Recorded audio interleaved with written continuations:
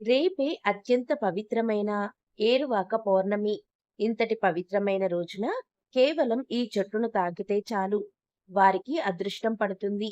మీ కష్టాలన్నీ ఈ రోజుతో పోవాలంటే, మీ జన్మ జన్మల పాపాలు మొత్తం పోవాలంటే ఈ రోజు ఈ చెట్టును తాకండి. ఈ రోజు ఈ చెట్టును తాకితే కోటి జన్మల మహాపుణ్యం వస్తుంది. అన్ని రకాల దోషాలు తొలగిపోతాయి. మరి అత్యంత పవిత్రమైన ఏరువాక పౌర్ణమి రోజు ఏ చెట్టును తాకితే తిరుగులేని రాజయోగం పడుతుందో, జన్మ తరిస్తుందో ఈ రోజు వీడియోలో మనం తెలుసుకుందాం. వీడియోని ఎక్కడ స్కిప్ చేయకుండా పూర్తిగా చూడండి. అప్పుడే మీకు చక్కగా అర్థమవుతుంది. ప్రతి సంవత్సరం వర్ష ఋతువులో జ్యేష్ఠ మాసం శుద్ధ పౌర్ణమిని మన తెలుగువారు ఏరువాక పౌర్ణమిగా జరుపుకుంటారు. వ్యవసాయం మన భారతీయ సంస్కృతికి మూలస్తంభం లాంటిది. తొలకరి జల్లులు మొదలవ్వడంతో రైతులు ఆనందోత్సవాల మధ్య అరక దున్నడంతో పొలం పనులు మొదలు పెడతారు. దేశానికి రైతు వెన్నుముక లాంటివాడు. రోజు మనం కడుపు నిండా అన్నం తింటున్నామంటే దాని వెనుక రైతు కష్టం చాలా ఉంది. అలాంటి రైతు పండుగ ఏరువాక పౌర్ణమి. ఏరు అంటే దున్నడానికి సిద్ధం చేసిన నాగలి అని, ఏరువాక అంటే దున్నడానికి ప్రారంభం అని అర్థం. అంటే వ్యవసాయం మొదలు పెట్టడమని అర్థం. ఈ రోజు ఎద్దులను, నాగల్ని రైతులు పూజిస్తారు. పూర్వం నుండి ఒక సాంప్రదాయంగా రైతులు ఏరువాక పౌర్ణమిని ఒక పండుగలా జరుపుకుంటూ వస్తున్నారు. ఈ రోజు ఎద్దులను కడిగి చక్కగా అలంకరిస్తారు. అలాగే ఈ రోజు వీటిని పూజించి పొంగలి పెడతారు. ఆ తర్వాత రైతులందరూ ఎద్దులను పొలాలకు తోలుకుపోయి దుక్కి దున్నుతారు. బలరాముడు కూడా ఏరువాక పౌర్ణమిని ఆచరించినట్లు మన పురాణాల ద్వారా తెలుస్తుంది. ఈ రోజు వర్షానికి అధిదేవత అయిన ఇంద్రుణ్ణి పూజిస్తారు. ఈ సంవత్సరం వర్షాలు బాగా కురవాలని, పంటలు బాగా పండాలని ఇంద్రుణ్ణి పూజిస్తారు. జ్యేష్ఠ పౌర్ణమికి ప్రత్యేక స్థానం ఉంది. ఎందుకంటే ఈ రోజే రైతులు వ్యవసాయ పనులు ఆరంభిస్తూ భూమికి పూజ చేస్తారు. జ్యేష్ఠ పౌర్ణమిని ఏరువాక పౌర్ణమి లేదా ఏరువాక పూర్ణిమ అని అంటారు. పంచభూతాత్మకమైన ప్రకృతిని దైవంగా ఆరాధించడం మన భారతీయుల సాంప్రదాయం. భూమిని భూమాతగా కొలుస్తుంటాం. వ్యవసాయం మన మనుగడకు జీవనాధారం. వ్యవసాయం ఒక యజ్ఞం. వ్యవసాయ పనులు ప్రారంభించడానికి ముందు భూమి పూజ చేయడం అనాదిగా వస్తున్న ఆచారం. పొలాల్లో మోది దుక్కి దున్నడాన్ని ఏరువాక అంటారు. ఏరు అంటే ఎద్దులను కట్టి దున్నడానికి ఆరంభం అని చెబుతారు. వర్ష ఋతువు ఆరంభం కాగానే జ్యేష్ఠ పూర్ణిమ నాడు రైతులు ఉదయాన్నే ఎడ్లను కడిగి కొమ్ములకు రంగులను పూసి గజ్జెలు గంటలతో అలంకరించి కట్టెకాడిని ధూపదీప నైవేద్యాలతో పూజిస్తారు. కాడెద్దులకు ప్రత్యేక పూజలు నిర్వహించి ఎద్దులకు భక్ష్యాలు తినిపిస్తారు. పొలాలకి వెళ్లి భూతల్లికి పూజలు నిర్వహిస్తారు. ఆ తర్వాత ఎద్దులకు రంగులు, రకరకాల బట్టలతో అలంకరించి డప్పులు, మేళ తాళాలతో ఊరేగిస్తారు. ఎద్దులు అంటురోగాలన బారిన పడకుండా వాటికి ఆయుర్వేద మందులను, నూనెలను తాగిస్తారు. నాగల్ని సారించి పనులు ప్రారంభించడానికి మంచి నక్షత్రం జ్యేష్ఠ అని జ్యోతిష శాస్త్రం చెప్తుంది. ఆ నక్షత్రంతో చంద్రుడు కూడి ఉండే రోజు జ్యేష్ఠ పూర్ణిమ. ఔషధులకు, సస్యానికి అధిపతి అయిన చంద్రుడు జ్యేష్ఠ నక్షత్రానికి చేరువలో ఉన్న తరుణంలో ఏరువాక పూర్ణిమ శుభ ఫలితాలను అందిస్తాడు. అందుకే జ్యేష్ఠ పూర్ణిమ నాడు మొదటిసారి పొలాన్ని దున్నుతారు. అదేవిధంగా జూన్ నెలలో వచ్చే పౌర్ణమి రోజు మర్రి చెట్టుకు పూజలు కూడా చేస్తారు. అత్యంత విశేషమైన ఈ పౌర్ణమి రోజు మర్రి చెట్టుకు 5 సార్లు దారం చుట్టి ప్రదక్షిణాలు చేస్తారు. వటసావిత్రి రోజున వివాహిత స్త్రీలు అఖండ సౌభాగ్యం కోసం వటవృక్షాన్ని అంటే మర్రి చెట్టును పూజిస్తారు. పూర్వం నారద మహర్షి సావిత్రికి ఈ వ్రతాన్ని వివరించినట్లు మన పురాణాలు చెప్తున్నాయి. ఈ వ్రతాచరణ వెనుక ఉన్నటువంటి ఆ కథ ఏంటో ఇప్పుడు మనం తెలుసుకుందాం. మద్రదేశానికి రాజైన అశ్వపతి సంతానం కోసం 18 సంవత్సరాల పాటు సావిత్రీదేవిని ఆరాధించాడు. అతని దీక్షకు మెచ్చిన సావిత్రిమాత ప్రత్యక్షమై అతన్ని అనుగ్రహించగానే అశ్వపతి సావిత్రి అంతటి పుత్రికను వరంగా కోరుకుంటాడు. అతని భక్తికి మెచ్చిన దేవి తన వరప్రసాదమైన ఆ పుత్రిక వల్ల అశ్వపతికి ఎనలేని కీర్తితో పాటు 9 పుత్రులు కలుగుతారని అనుగ్రహించింది. అశ్వపతి ఆ వరప్రభావంతో కలిగిన ఆ బిడ్డకు సావిత్రి అని పేరు పెట్టి అతి గారాభంగా పెంచసాగాడు. యుక్త వయస్కురాలైన సావిత్రి సాల్వరాజ వంశస్థుడైన సత్యవంతుని గుణగణాలు విని అతన్ని తన భర్తగా చేసుకోవాలని నిశ్చయించుకుంది. సత్యవంతుని అసలు పేరు జితాస్వుడు. కాని ఎల్లప్పుడూ సత్యాన్నే పలకడం వలన సత్యవంతుడు అనే పేరుతో ఖ్యాతి పొందాడు. అతని తండ్రి వ్యోమక్షేణుడు రాజ్యాన్ని కంటి చూపును పోగొట్టుకొని భార్యా సమేతుడై అరణ్యంలో ఆశ్రమ జీవితం కొనసాగిస్తూ ఒక్కగానొక్క కుమారుడైన సత్యవంతుడిపైనే ఆశలు పెట్టుకొని జీవిస్తున్నాడు. నారదుడి ద్వారా వివరాలు విన్న సావిత్రి సత్యవంతుడితో వివాహం జరిపించమని వేడుకుంది. ఆ మాటలకు నారదుడు సావిత్రితో ఇలా అంటాడు: సత్యవంతుని ఆయుప్రమాణం మరొక్క సంవత్సర కాలమేనని, ఇటువంటి అల్పాయుష్కుణ్ణి వరించవద్దని చెబుతాడు. కాని దృఢచిత్తమైన సావిత్రి విధిని తన మనోబలంతో ఎదుర్కోగలనని చెప్పి మార్గాంతరం చూపమని నారదుణ్ణి ప్రార్థిస్తుంది. నారదుడు ఆమెకు బాలా త్రిపుర సుందరి త్రినాద వ్రతాన్ని బోధించిన తర్వాత ఆమె తండ్రిని సంప్రదించి సావిత్రి సత్యవతుల వివాహం జరిపించి వెళ్లిపోయాడు. మద్రదేశపు రాజకుమారిగా అతి గారాభంగా పెరిగిన సావిత్రి అతి సామాన్యమైన ఇల్లాలుగా ప్రశాంతమైన ఆశ్రమవాసంలో జీవితాన్ని గడపడం ప్రారంభించింది.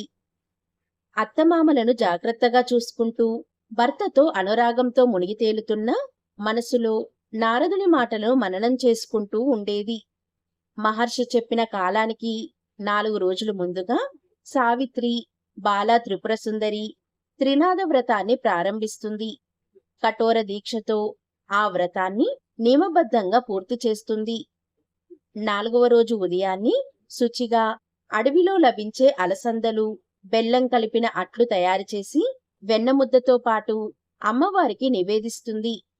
ఆ తర్వాత అడవిలో ముత్తైదువులు ఎవరూ దొరకకపోవడంతో మర్రి చెట్టునే ముత్తైదువుగా భావించి చెట్టుకి చీర, రవికను పెట్టి 108 మార్లు నూలుదారంతో చెట్టు చుట్టూ చుట్లు వేసింది.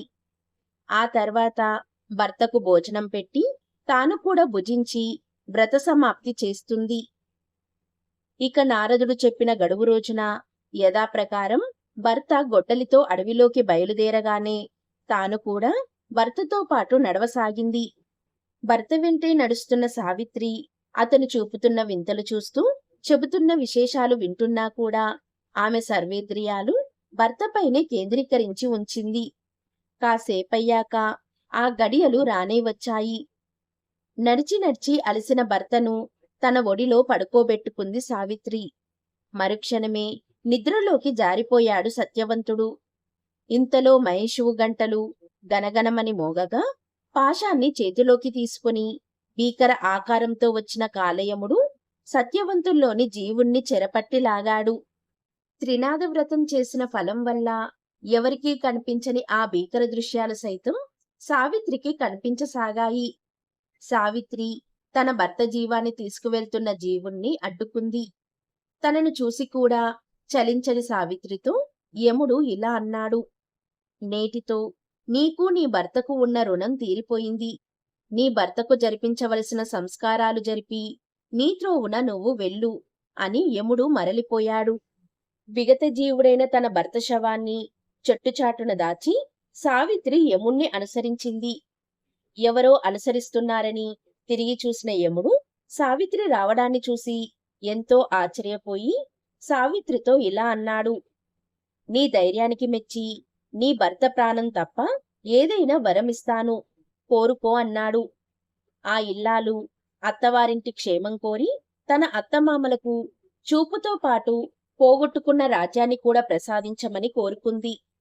యముడు ఆ వరాన్ని ప్రసాదించినా కూడా సావిత్రి యముణ్ణి అనుసరించడం మానలేదు. అప్పుడు యముడు సావిత్రితో ఇలా అన్నాడు.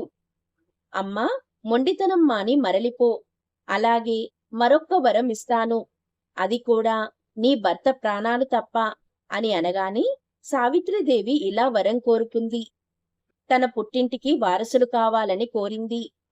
ఆమె కోరిక మన్నించి సావిత్రి తండ్రి అయిన అశ్వపతికి 9 పుత్రులు అనుగ్రహించాడు యముడు.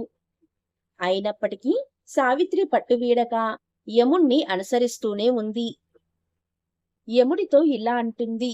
స్వామి, 7 అడుగులు నడిస్తే అపరిచితులు కూడా బంధువులవుతారు కదా. మనమిద్దరం అంతకన్నా ఎక్కువే నడవడం వలన ఆత్మబంధువులం అయ్యాం కదా అని అన్నది. దానికి యముడు సావిత్రితో ఇలా అన్నాడు. సావిత్రి, నీ మాటలు నన్ను ఎంతో సంతోషపరిచాయి. మరొక్క వరం ఇస్తాను, అడుగు అన్నాడు. ప్రతి వరానికి ముందు నీ భర్త ప్రాణాలు తప్ప అని అన్న యముడు ఈ వరానికి మాత్రం ఆ షరతు విధించలేదు. ఇక సావిత్రి ఇలా వరం కోరుకుంది. స్వామి, మీరీసారి ఎట్టి నిబంధనలు విధించలేదు కాబట్టి నా సౌభాగ్యాన్ని నాకు ప్రసాదించమని వినయంగా చేతులు జోడించి కోరింది. దానికి యముడు సావిత్రి వినయ విధేయతలను, సమయస్ఫూర్తిని మెచ్చుకొని సత్యవంతుడి ప్రాణాలు తిరిగి ఇచ్చి సత్యవంతుణ్ణి బ్రతికించి వారిద్దరినీ దీవించాడు యముడు. దానికి సావిత్రి ఎంతో సంతోషించింది. ఇదే వటసావిత్రి వ్రతకథ. ఏరువాక పౌర్ణమి రోజు మర్రి చెట్టును పూజించడం వలన సంతానం లేని వారికి సంతానం కలుగుతుంది. మర్రి చెట్టుపై త్రిమూర్తులు నివసిస్తారు. అందుకే మర్రి చెట్టును త్రిమూర్తుల వృక్షమని కూడా అంటారు. మర్రి చెట్టును పూజిస్తే త్రిమూర్తులను పూజించిన ఫలం దక్కుతుంది. వటసావిత్రి వ్రతం ఆచరించి సతీ సావిత్రి తన భర్త ప్రాణాలను ఈ చెట్టు కిందే కాపాడుకుందట. అందువల్లే మాంగళ్య భాగ్యం కోసం ఈ వ్రతాన్ని ఈ రోజు ఆచరిస్తారు. ఈ రోజు ఆడవారు వటసావిత్రి వ్రతం చేస్తే వారికి అష్టైశ్వర్యాలు, భోగభాగ్యాలు కలుగుతాయి. దీర్ఘ సుమంగళీ తత్వం కలుగుతుంది. ఈ రోజు ఆడవారు మర్రి చెట్టు దగ్గరికి వెళ్లి పూజించడం ఎంతో మంచిది. ఈ రోజు మర్రి చెట్టు దగ్గరికి వెళ్లి ముందుగా మర్రి చెట్టుకు నమస్కరించాలి. తర్వాత మర్రి చెట్టు మొదట్లో నీళ్లు పోయాలి. అలానే మర్రి చెట్టు దగ్గర కాస్త పసుపు, కుంకుమ సమర్పించాలి. ఆ తర్వాత మర్రి చెట్టుకు దారాలు చుట్టాలి. ఆడవాళ్ళు ఎవరైనా సరే మర్రి చెట్టు దగ్గరికి వెళ్లేటప్పుడు ఎరుపు రంగు దారం, పసుపు రంగు దారం తీసుకొని వెళ్ళాలి. మర్రి చెట్టుకు నమస్కారం చేసి ఒక ఎరుపు దారం, ఒక పసుపు దారం చెట్టుకు చుట్టాలి. 5 సార్లు దారం చుట్టాలి. ఇలా చుట్టాక మర్రి చెట్టుకు 5 ప్రదక్షిణాలు చేస్తూ ఓం వటసావిత్రియై నమః అని జపించుకోవాలి. ఆ తర్వాత మర్రి చెట్టుకు హారతి ఇవ్వాలి. తర్వాత 5 ముత్తైదువులకు మర్రి చెట్టు దగ్గర తాంబూల వాయనం ఇవ్వాలి. అంటే పసుపు, కుంకుమ, పూలు, పండ్లు, జాకెట్ ముక్క ఇవి తాంబూలంలో ఉంచి ముత్తైదువులకు 5గురికి వాయనం ఇవ్వాలి. ఇలా ఇస్తే విశేషంగా అష్టైశ్వర్యాలు, భోగభాగ్యాలు కలుగుతాయి. దీర్ఘ సుమంగళీ తత్వం పొందుతారు. అయితే ఈ రోజు మర్రి చెట్టు దగ్గరికి వెళ్ళలేని వారు ఎవరైనా సరే ఈ వ్రత ఫలితం పొందాలంటే మీ ఇంట్లోని పూజా మందిరంలో ఒక తమలపాకులో పసుపు ముద్దను ఉంచండి. ఆ పసుపు ముద్దను సాక్షాత్తు అమ్మవారి స్వరూపం మర్రి చెట్టు స్వరూపంగా భావించి నమస్కారం చేసుకోవాలి. ఆ మర్రి చెట్టును విష్ణు స్వరూపంగా భావించి నమస్కారం చేసుకోవాలి.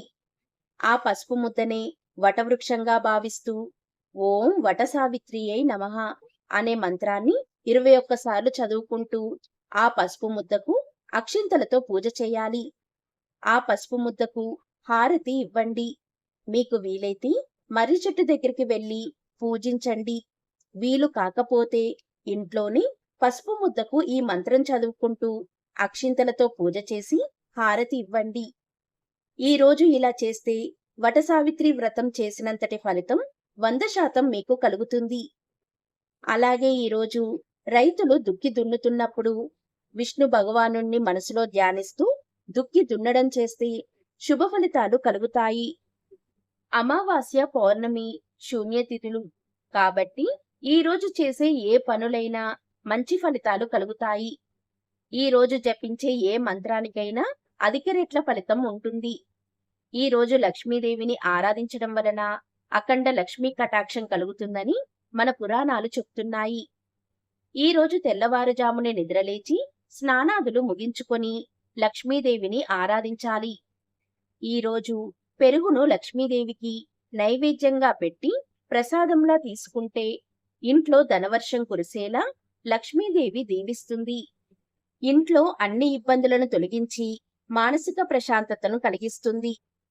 ఇలాంటి శక్తివంతమైన రోజున ఎవరైతే ఓం హ్రీం నమః అనే మంత్రాన్ని చదువుతారో అలాంటి వారి పనులు ఎలాంటి ఆటంకాలు లేకుండా నెరవేరుతాయి. అంతేకాదు ఆర్థిక ఇబ్బందులు తొలగిపోతాయి. ఇక అత్యంత పవిత్రమైన ఈ రోజు స్నానం చేసే నీటిలో ఒక మర్రి ఆకును వేసుకుని స్నానం చేయడం వలన జన్మల పాపాలు, దరిద్రం ఆ నీటి ద్వారా తుడిచిపెట్టుకుపోతాయి. మీ ఒంట్లో ఉన్న వ్యాధులన్నీ నశిస్తాయి. అత్యంత దివ్యశక్తి మీ శరీరానికి వస్తుంది. పట్టిందల్లా బంగారమే అవుతుంది. మీ ఒంట్లో ఉన్న నెగటివ్ ఎనర్జీ మొత్తం పోయి పాజిటివ్ ఎనర్జీ వస్తుంది. ఇలాంటి విశేషమైన రోజున ఎవరైనా సరే మాంసాహారం అంటే మాంసం కూరను ఇంట్లో అస్సలు వండకూడదు, తినకూడదు. ఈ రోజు వేప చెట్టును తాకితే మీ ఒంట్లో ఉన్న దరిద్రాలను, దోషాలను ఆ చెట్టు లాక్కొని మీకు పాజిటివ్ ఎనర్జీని అందిస్తుంది. తెలిసి తెలియక చేసిన మహాపాపాలైనా తొలగిపోతాయి. ఈ రోజు వేప చెట్టును తాకితే మీకు అదృష్టం పడుతుంది. ఎంతో కాలంగా అనుభవిస్తున్న కష్టాలు ఈ రోజుతో తొలగిపోతాయి. మీకు ఎంతో కాలంగా ఉద్యోగ ప్రయత్నాలు చేస్తున్నా ఫలితం కలగకపోతే ఈ ఏరువాక పౌర్ణమి రోజు ఈ వేప చెట్టును తాకితే చాలు, మీరు కోరుకున్న ఉద్యోగం వస్తుంది. ఈ రోజు మీకు వేప చెట్టు ఎక్కడ కనిపించినా ముందు చెంబుడు నీటిని చెట్టుకు పోసి చెట్టుకు 3 ప్రదక్షిణాలు చెయ్యండి. చెట్టు మొదట్లో ప్రమిద పెట్టి 3 ఒత్తులు విడివిడిగా వేసి ఆవు నెయ్యి పోసి దీపాన్ని వెలిగించండి. తర్వాత చెట్టును 11 మార్లు తాకండి. అలా తాకేటప్పుడు ఓం లక్ష్మీ నమో నమః అనే మంత్రాన్ని 11 సార్లు జపిస్తూ తాకండి. ఇలా చేశాక ఆ చెట్టు దగ్గర కొంచెం సేపు కూర్చొని రండి. ఇలా ఈ రోజు ఎవరైతే చేస్తారో వారికి తిరుగులేని రాజయోగం పడుతుంది. మీ కష్టాలు మొత్తం ఈ రోజుతో తొలగిపోతాయి.